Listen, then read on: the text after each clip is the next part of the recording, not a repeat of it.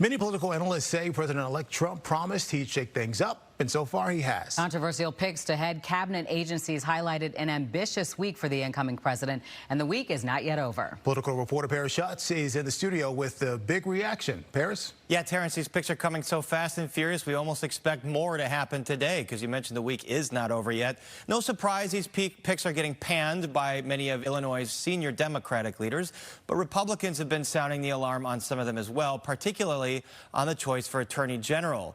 And in the last week, some of those controversial picks have included Congressman Matt Gaetz. For Attorney General, as we mentioned, he's been facing imminent release of a House ethics probe with accusations he paid for sex with minors and had drug-fueled sex parties. Also, Robert F. Kennedy Jr. for Health and Human Services, who has long spouted anti-vaccine conspiracy theories.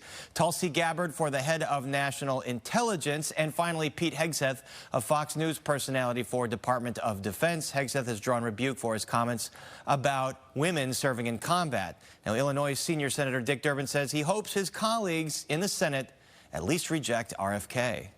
Robert F. Kennedy Jr. may be qualified in some areas. He is totally unqualified for this job. He is engaged in quack science and crazy theories right and left and drawn a lot of attention because of it. I fear this man is going to bring those same ideas to the administration of this life and death agency, and that would be a disaster. Durbin and Democrats will be in the minority next year, which means a handful of Republican senators would have to reject some of these nominees as well, unless the president worked around the Senate with recess appointments.